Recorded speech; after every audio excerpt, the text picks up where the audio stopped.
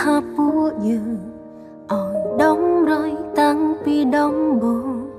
តែអូនមិនខ្លាចប្រថុយពីព្រំគិតថាបងល្អរកគ្រប់ទង្វើដែលបងធ្វើអូនមើលមិនដឹងថាបងធ្វើបើអូនទេជាអ្នកភ្លើដែលលងទង្វើល្អនៃបងពាក្យសំបែករសជាតិសាបសាភ្លុកហើយឈឺពេលដែលយើងយំគេបែកខ្នងធ្វើមិនលឺពាក្យចុងក្រោយដែលអូនទទួលលឺគឺមិនទាន់ត្រៀមខ្លួនតាមពិតបងមានដេប៉ាយូលេគ្រូសាសុំអូនបែកគ្នាធៀបពិតបងមានអេឡងព្រួយបងចង់ឃើញអូនក្រំគ្រាក្រែងពីមុនមកធ្លាប់សន្យាថាសាច់រឿងស្នេហាយើងនៅតែជានេះ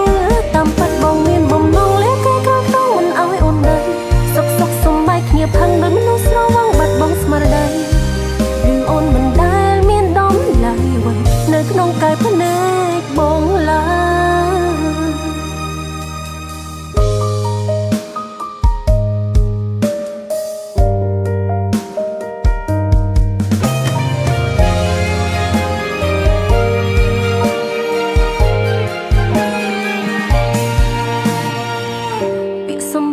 ជាសាបសាភ្លុកហើយឈឺពេលដែលយើងយំគេបែកខ្នងធ្វើមិនលឺពាក្យចុងក្រោយដែលអូនទទួលលឺ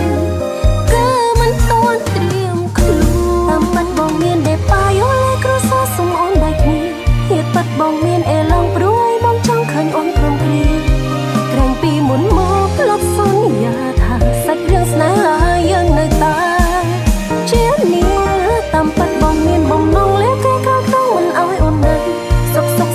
គ្នាផឹងដូចមនុស្សស្រវឹងបាត់បង់ស្មារតី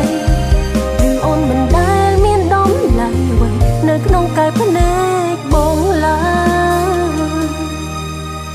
តាមពិតបងមានដេប៉ាយូលេគ្រូសាសុំអូនបែកគ្នាធៀបពិតបងមានអេឡងព្រួយបងចង់ឃើញអូនក្រំគ្រា